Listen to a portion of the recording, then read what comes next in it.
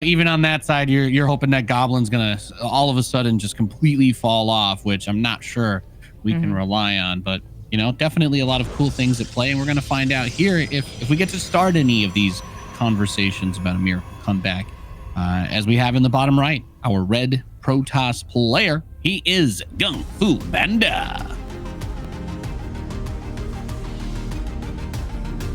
In the top left, as the blue Terran, he is Milkicow.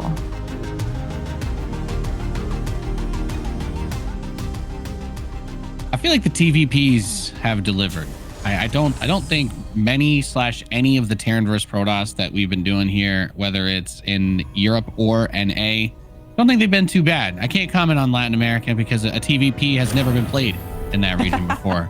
But yeah, it's been pretty good. You're right about that. We once had a Protoss in North America, but or Latin America, but it's not too common. No, I would say, yeah, besides Latin America and perhaps besides the last TVP that Milkicow played, his match versus MaxPax was underwhelming, let's say. So if you guys missed that, I believe it was yesterday anyways, maybe the day before. And it did end, the whole entire best of 3 ended in sub 10 minutes. So about 5 minutes each game. And it was some of, I mean, I think one was maybe like a hard counter, and another one was a very unfortunate scenario, I suppose. So it didn't really get to showcase Milkicow very much at all, other than he went for extremely risky builds and got severely punished, which can happen. You know, the more that you are doing like one base proxies or one base shenanigans, or yeah, basically on one base, right? The more that there is a potential things fall flat in their face, where at least when it's a macro game, there's a little more of that back and forth. Yeah, and I think for TVP especially, you have to decide early on what direction you want to try to take the game in, because if you go into the macro side of things, you're usually just chilling until you can get that setup where you're moving into the stimmed bio. But we've seen a lot of the double gas pulling SCVs off. I love that this has become a meta strategy in TVP. Giving yourself early access to the factory kind of takes away a lot of the strength of a huge amount of early Protoss shenanigans that can come at you.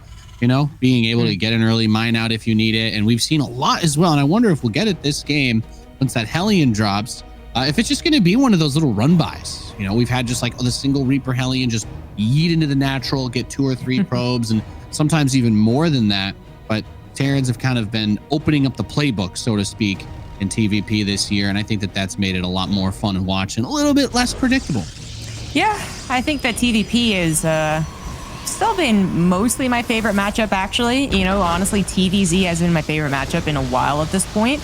It's actually PVT and PVZ nowadays is also really fun. But part of the reason that is the case is we see the little Hellion Reaper hit squad not do anything, stuck into the natural. There's a shield battery done. There wasn't a chance to even get a single probe. It's not so great of a start.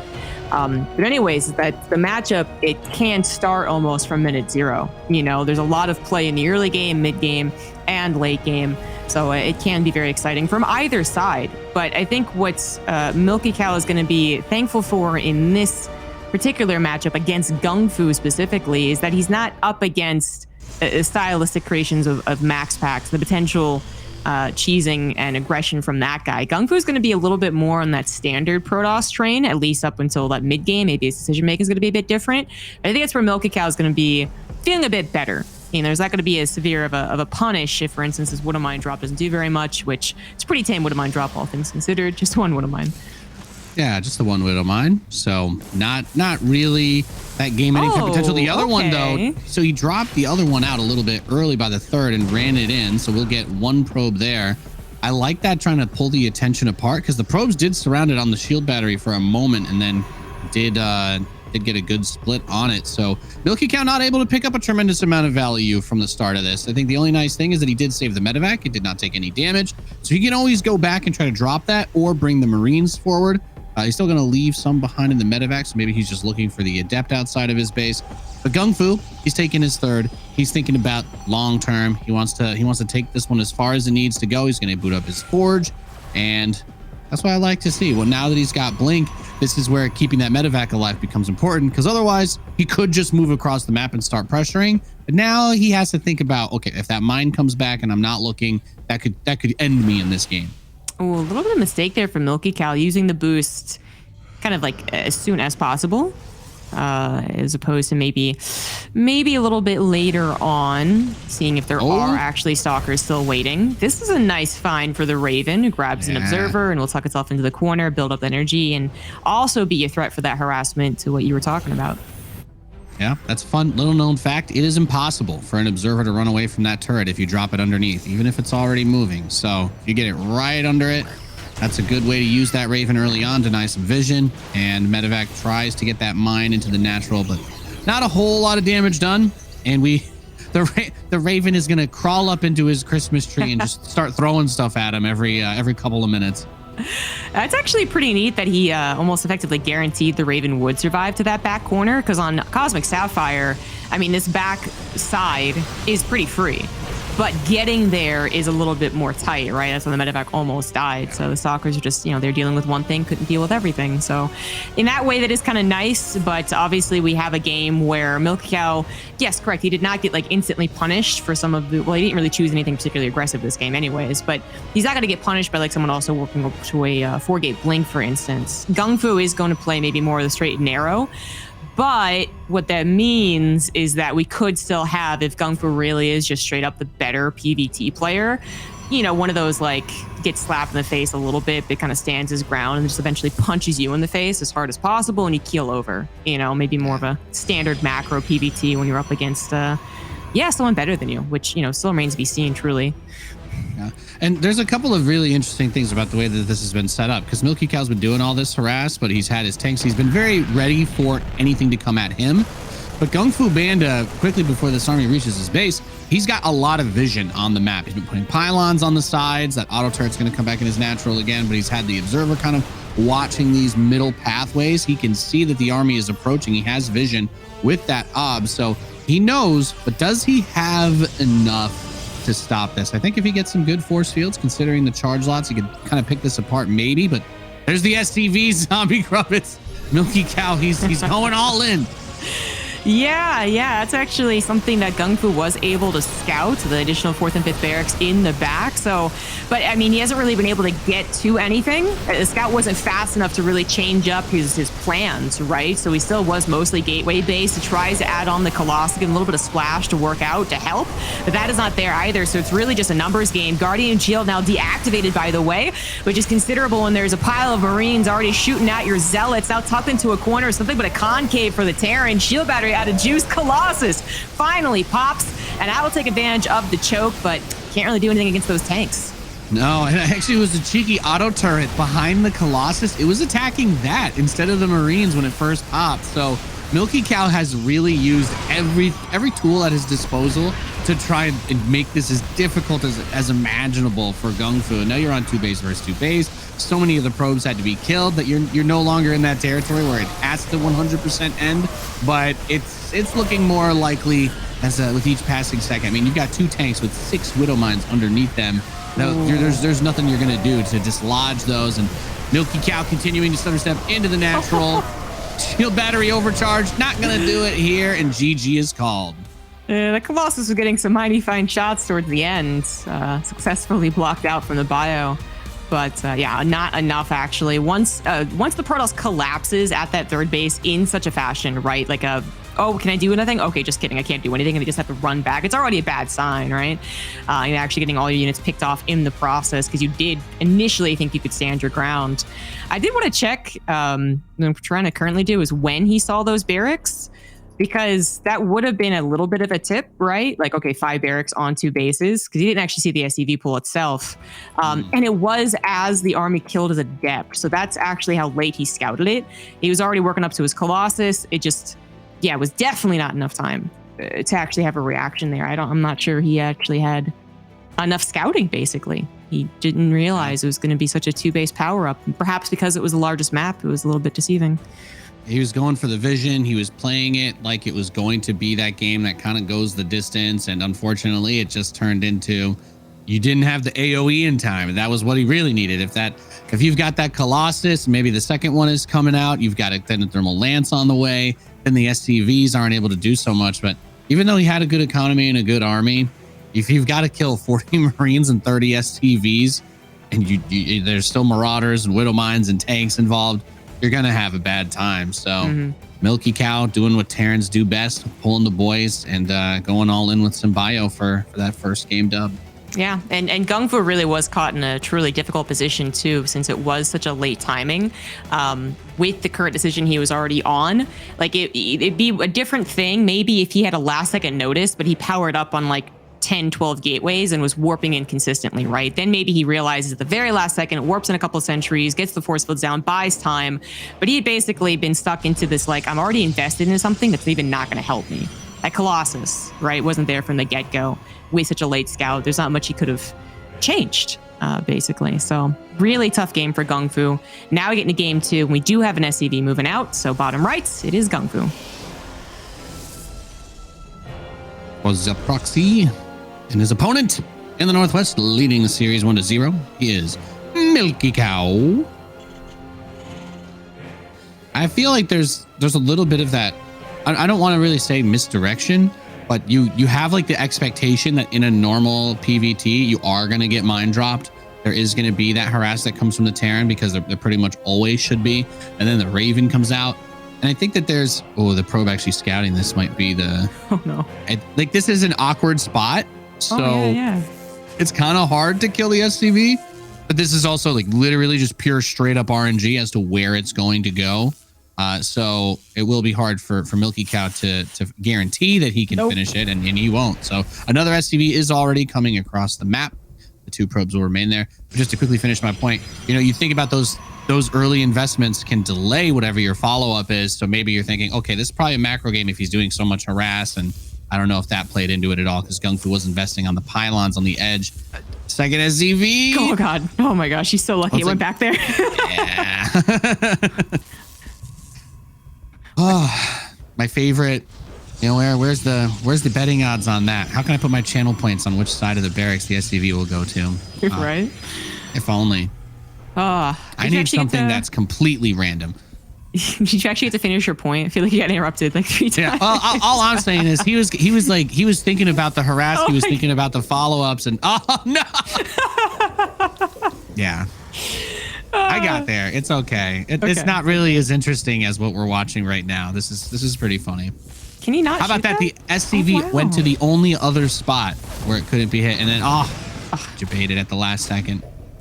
Yeah, you ever think about that? You ever think about if you're the STV and you're like, I got to work on the other side of this building. There's something there that will kill me. I could go anywhere else, but why would I do that? I feel like the existence of it moving from left, right, up, down means that it has a really long drill, actually. Like it can work anywhere else. It just gets uncomfortable. It's like changing your sleep position. I assume it's like it's so far in the future that the SCV suit has a built-in autopilot, and it's more of like a Final Destination thing. He knows he's about to go there, and he just can't stop it. There's nothing he can do. He sees the people leaving the plane. No, he's like, no, I've been programmed to finish this. Amazing. But not an amazing start for the SCV. Yeah, the SCV was just screaming the whole entire time as he went towards that probe to get tased to death. And it's Stargate. It's going to be the opening here from GunGFu. Yeah. This is, it's not the worst possible opener. That would have been the second SCV dying before finish the barracks. You actually, tap out if that had happened. But it's close. Legally, you are required to tap out if that happens. I mean, close to it, man. Nice redirection there. That was just being fast right there. But, if he does it again, that'd be awesome. But no. It is subpar of an opener. I mean, it's cool that he is able to continue the game, and it's awesome that he saves both Widow Mines. But that was not the disruption he was hoping for. GunGFu is supposed to be, or only have recently handled that bunker if it had gone perfectly. Now he's the one, maybe not doing something super important, but he's the one being a bother. Yeah, I think what's going to happen is the Phoenix will go straight across, try to lift up the Cyclone, and make it so that the Stalkers can get the rest of the work done. But you mentioned it, keeping both Widow Mines alive is very, very big. The Phoenix, you can kind of tank one, but you need the Phoenix to get up front. He's continuing to add more, so it could turn into a couple. But I think that Milkicow is getting to the point where he should be able to take his natural, that's the #1 goal that he has at the moment, because that little bit of harass did not pay off with the proxy at the start here. No. Milkicow opting for a landed Viking, more scared of the ground, kind of regretting not having up in the air from the get-go. Is going to mass repair it, which actually is pretty important. All things considered, the Viking, and now the second Viking for sure, is actually an important part of both the land and air fight. The Phoenix are deceptively good against the Viking, because if you start winning the fight, that move speed, you're not going to be able to retreat with the Viking, but also they don't have armor. The Viking does not have armor, so the double attack from the Phoenix is still pretty strong in that early game, even though it's classified as an armored unit. You do not want to overextend. So yeah, great point there, bringing all those SCVs to repair. I think if you lose those Vikings, then the Phoenix are like, yeah, we just pick up the Cyclone and the game is over. So. That's exactly what would have happened. A little miss macro there from Milkicow, so we'll look away for a hot second. GunGFu has opted to go into Phoenix Colossus, but actually perhaps maybe a greedier version of it, right? Getting the third Nexus and then getting the Robo, or close to it anyways. So the Robotics Bay only just now starts, right? But he got a lot of scouting done. He's obviously the one applying that pressure. He can still do a decent amount of scouting. As the Phoenix, they could go across the map. They're opting to stay at home now. And that is a safe thing to do. In general, with it being Moondance, taking that back base, getting that third is considered pretty darn safe, right? The only downside is that you are then working off of your own natural choke, which can be a very much double-edged sword. Yeah, and there's the things that you like about this map for the defense, which is you have that pocket base if you feel like you can't leave, but getting choked up on the natural exit is a bit awkward. There's no ramp that leads directly into it. So if the Protoss goes for early blink and wants to pressure you, obviously that's not really the case at all in this game, but there's just a lot of different ways to do that. And that big airspace behind the natural means that GunGFu is going to come in with the Phoenix, blindside him a little bit, grab a bunch of SCVs. The turret that's building is kind of facing towards the outside, not the inside. And that's something he will probably take note of for any follow-up. And the hallucinated warp prism is going to eat a Widow Mine. Not bad. It's a pretty cool idea. Might have dragged away the Vikings as well, which would have maybe saved that one Phoenix's life. So that's at least one down. But 7 SCVs, also a pretty darn good number. Phoenix, again, also got that scouting as they swooped on in, and now the probe. I love the probe, actually. I wish that more Protoss did this. I feel like if you are missing the Adept, if you don't have hallucination, if your otherwise scouting units are going to have to be also harassing or defending, like Phoenix do, a probe is perfect to set out, see the timing of the move out. Yeah, knowing is so crucial. Information in StarCraft, we love to see it gathered. Double medevac drop, though, inside of the named base as that Colossus finishes. It's not immediately unloaded. Yeah, this actually, it looked kind of cool. 2 Vikings went off to the right where the Phoenix actually were, which I think is preferable to lose 2 Vikings versus both medevacs. But despite the Phoenix being successfully out of position, or effectively so, I mean, 2 landed Vikings can also do a bunch of damage. The Colossus was there perfectly timed, right? The medevac drop only got 3 probes, so I had to leave, but at least it left. It's just one of those things where if I gave 5 more seconds to the main drop, that's 15 probes dead. Yeah, big opportunity there. Not really a whole lot gleaned from it. Widow Mines do detonate over the front line, but there's 2 Colossi, so just the Stim Marines on their own are going to struggle. This is a little bit more of what GunGFu maybe needed to be able to get that follow-up in game 1. If you have those out, that's huge. That Observer, by the way, great positioning, sees exactly that the medevacs, they're not really headed home. He's just swinging around the outside, and the Phoenix are ready to greet them. It's 2 Phoenix, so technically you could try and rush past them, but when the Protoss is still on their own 3 bases, like a triangle pattern, it's not like they're getting somewhere slowly. So I would not say it's worth it, not without a distraction, which is exactly what Milkicow is doing. Quick cancel on the 4th base, and I think GunGFu was very attentive to the tactic here. He knew this was going to be a possibility. Very easy decision to just cancel the 4th base and focus up on his 3-base defense, because this is one of Milkicow's power spikes. And if everything had gone according to plan, this would have been brutal. As it is, great defense from GunGFu. Yeah, can't say enough though about the double cancel on the 4th. I think that's something to keep in mind. It's got to be annoying for GunGFu, but if Milkicow overextends and throws away a little bit too much, then I agree that position becomes tenuous quickly, because the harass, it's fun. He's got the medevac, got Marines, got Marauders, but he doesn't really have a ton to deal with, specifically the 3 Colossi on the map. There's no Vikings. He's starting to build. He's literally building 1, and he's moving into Ghosts. So I don't know. There's definitely some degree of playing with fire, because this would be a very difficult army to fight head to head. But he has put the fear into GunGFu that he might get dropped if he moves out, and I think that's what's buying him as much time as it has for Milkicow. Yeah, that is kind of the balance that's happening right now. Is Milkicow also having to apply aggression to not be bombarded by the Colossus range, but then GunGFu also having to really choose wisely when to expand. So this is the game right now. GunGFu can't exactly get super far ahead despite what looks to be good defenses. Oh, a nice pick off. Lots of Marauders went down there with the force field. But yeah, if he had actually tried, stubbornly to get that 4th base or stubbornly move across the map, that is when Milkicow does hurt him. But because Milkicow had those options, had the army to do kind of scare GunGFu a little bit, that means that his 3-base setup wasn't exactly super fast either, right? So yeah. I would say that no one's really getting extremely far ahead, but at this point, if GunGFu has to cancel his 4th again, then he's actually falling behind. Definitely. And this drop in the main is another one of those things that Milkicow, you see that the opponent's army is still there. The Warp Prism might be the biggest tool that GunGFu can use to kind of get this game back to somewhere reasonable. Gets inside of the main base. He's going to retreat though. I guess does not have the Warp It, so does not feel like he can get what he needs out in time, but the Vikings will be chasing that bad boy down. Dealt with the drop inside of the main, so nothing too shabby here. And frankly, this is a pretty impressive defense from GunGFu, considering how late his blink is, finishing at 11 and a half minutes. We do usually see it quite a bit sooner than that. The Phoenix were the other answer to the drops early on, but now it'll be significantly easier for him to chase and punish those quick retreats. Exactly. Punish kind of being the thing that's been missing so far, as finally with the 4th base up and running, he's been able to get the bases on lockdown. And with the setup on Moondance too, I mean, with them both kind of maxing out around a similar timing, it's going to be very hard for Milkicow to actually break this.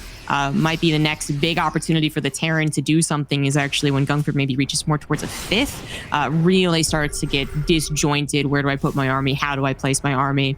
But GunGFu is getting up to also the ideal Protoss army. So Milkicow wants to keep the pressure on, wants to look for those open opportunities, but got to make sure you don't over invest. And then suddenly you're the one on the retreat, and suddenly GunGFu is the one oppressing you. Yeah, and it can turn that way very quickly. That's why those tech units we were talking about being very important. And in spite of all of this, he's still just kind of been building 1 Viking at a time. So there's 3 of them for 4 Colossi. If this big fight gets forced, then Milkicow isn't able to make some really 6th surround or play or grab, it can get ugly very, very quickly. And the Planetary Fortress is not done morphing yet, but the SCVs are ready to repair. So going to most likely have this defensive position ready, and GunGFu doesn't want to force it. And I don't know, at some point, because he doesn't have a 5th base up, that's what makes me nervous, is he's got this army that Milkicow doesn't want to fight, but he hasn't been able to use that to give himself any advantage other than the Colossi versus Viking count. So I feel like he almost has to force it. And Milkicow actually maybe believing that GunGFu was really retreating. Whoa, just runs past the disruptors. And GunGFu didn't actually change the trajectory, but 4 Colossus are still beaming down, 1 not quite dying. There we go. But somehow, okay, that was actually chaotic on both sides. The planetary tanked so much damage, didn't go down. But then Milkicow also had to sack so many units in what ended up being a blitz, because he basically realized he messed up and was trying to make the best of a bad scenario. And Milkicow is definitely still the one in the losing position. Yeah, there goes planetary. I think the fact that the PF survived that fight kind of shows that the Colossi not targeting the SCVs is a bit tough, but you do have to make that choice. And GunGFu, he does it. So didn't really end up being too big of a deal. But I feel like we called that one pretty well, Zombie Grub. Milkicow was bringing the pressure. He was attacking nonstop. in GunGFu, textbook Protoss versus Terran. As you survive, you take a couple of those punches, you try to do some harass. It doesn't really work out, but kudos to him on the probe scout, first of all, because we don't know what kind of game this would have been if he hadn't seen that. And getting, you know, three of the SCVs, right, coming in, building the barracks over again, getting the bunker, and then being able to delay that natural at least a smidge. I think the moral of the story there is 4 Colossi better than 4 Vikings. Yeah, there's definitely some of that. There's actually a lot to talk about that game. You know, absolutely the first portion not going well for Milkicow, that would have really set different things in motion if the bunker had gotten up, is really the important thing there. But then even the way that the mid game played out, if GunGFu, like I'd said, been more aggressive on his 4th base, he could have been out of position for multiple other things. Perhaps if Milkicow had played even more macro than he did, right? So even faster 3rd CC, GunGFu would have then been able to bully him with those Colossus like you were talking about. But at the end of it, despite anything that coulda, woulda, shoulda happened, I did think that they both found themselves in okay positions. GunGFu had more flex when he's able to get across the map and start using those disruptors to zone out. The Milkicow, biggest mistake. Wasn't being scouted, wasn't the SCV micro not going his way, wasn't the unsuccessful double prong drop in my eyes. It was being out of position for that 4th base. He just didn't realize that GunGFu was still on his side of the map, right? I don't know if he thought he sent a Marine out and then it got picked off by like a Zealot, or he thought his sensor tower was going to finish, but he did not have the setup prepared, which then is what turned into him just kind of hastily being like, yeah, army, hope this works, which I think all of us have had once or twice in TVPs. You just kind of stim in and pray. It didn't work, right? So yeah, that's just overall, I probably didn't feel like that was a game for him anyways because of the start, right? But then ending it in such a fashion is kind of like do I let this one go or do I get really mad about it? Yeah, hey, sometimes just being able to get into that reset mindset, because the first game we saw him bring the really, really aggressive style and it worked. But if GunGFu doesn't take that damage, then we know from the second one, he's not too shabby himself. So game 3 will be on inside and out as we get a little bit more towards something less crazy in terms of maps. No pocket base here. So some good old fashioned StarCraft. A lot of choke points though. So maybe we'll see that come into play as we load in to decide our first series. And how about that? We didn't start with a 2-0 today, Zombie Grub. Like to see it. Like to see it. Means good things are coming, Nate. That's what it means. Indeed.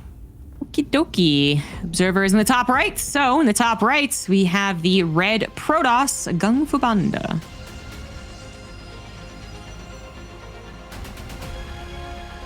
And the blue Terran, so another early SCV in the bottom left. He is a Milkicow.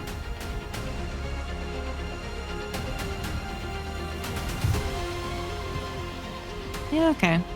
More safe location. I'll build it further away now, and there'll be an even larger invincible pocket to have the SCV in that he will definitely choose not to be in if he gets scouted. Right. But I do think that's one of the less likely spots to have to look. And GunGFu's just going to go straight across. So rather than having to find the proxy, he's just going to immediately know, okay, I'm being proxied. I don't know that Milkicow has a reputation for building his barracks in the back of his natural or in his 3rd as like a fake out, but that's not what's happening this game. So things could get funky pretty fast, but at least he knows, and he comes in, he's like, okay, well, you've got double gas and I don't see a barracks here. So probably something a little nefarious going down. Yeah. Not that I watch like all of Milkicow's games, but I think I'm right when I say that he is absolutely more well known for actually proxying you. So, and even when you think he's going to do that thing where he's like, well, I proxied you once, so I'm going to fake proxy you the next time. I don't even think he does that. I think he really just wants to do the proxy, really wants to get things started in motion for him so he can feel in control of the early and a little bit of that mid game. Yeah. And so bunker going up in the mineral line again. And the probe not able to get him as he's in that spot between the minerals. If only he knew to stay there. But the Reaper is going to show up, so the probe will have difficulty. And the SCV gets back into that position, so you will be able to finish the bunker and can repair from in there too. That is not going to be an easy thing to dislodge. We actually saw yesterday, can't remember which exact series it was, but we had that bunker get finished behind the mineral line, and it ended up killing the Protoss because they were trying to shoot it from the high ground in the main, and then just a Hellion and Reaper ran in. That's not what's happening this game. It's going to be a concussive shell Marauder follow-up. But this is something that you have to be pretty aware of as a Protoss, because there's just so many different ways that Terran can kill you, as we know. Yeah, and I don't think there's much distinction on like the factory timing, for instance, whether it's going to be, only one Reaper, nothing else, 2 Reapers, or the Marauder. Like, I'm pretty sure GunGfu, he's going to try and react as fast as possible, of course, to get the Marauder before it jumps into the bunker. But with the way that he's positioned currently, that's actually not possible. If a shield battery was on the way, well, that's also something that the Marauder could pop, right? So, well, the bunker might not be alive, to be fair. So,